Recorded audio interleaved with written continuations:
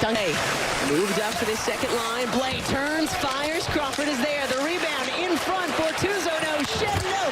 Bortuzzo! Did you know, for the very first time ever, a professional hockey game was produced and broadcast by an all-women crew? It's one of the many ways Women's History Month is being marked. And yesterday, you probably saw post after post celebrating the amazing work women do.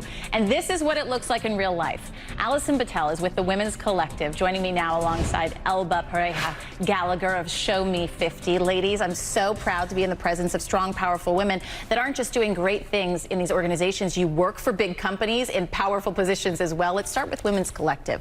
What is it doing to change the history for women? What we're doing with the Women's Collective is bringing together senior-level women and C-suite leaders in Atlanta to really put together a toolkit on how we can impact change in the organizations we work in. And it takes mentoring and being there for other women. The ShowMe50 organization, this is a great, really, way we can all crack the glass ceiling. And you may be like, well, what's 50? So explain to us what the 50 is. Show me 50% women leading.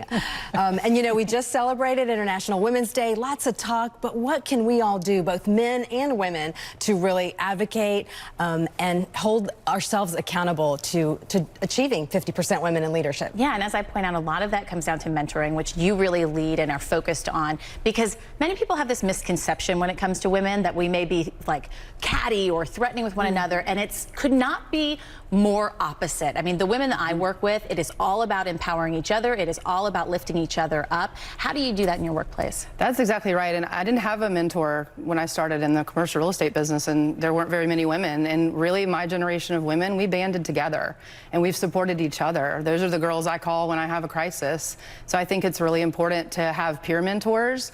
But then I think it's really important for women leaders in senior positions to go to the lengths that you need to go to help the women coming up behind you, to really pave the way for them. Yeah, I mean, that couldn't be more true for any profession. We need to be supporting each other, but we love our men as well.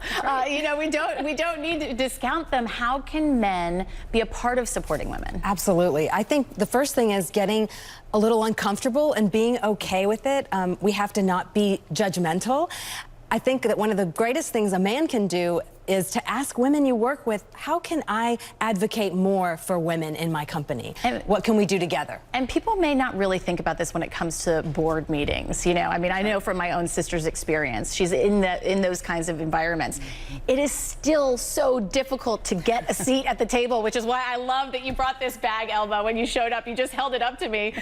A seat at the table. A seat at the table. Allison and Elba, thank you for the great work you're doing to ensure that so many women get that seat. Thank you for having us. Take care.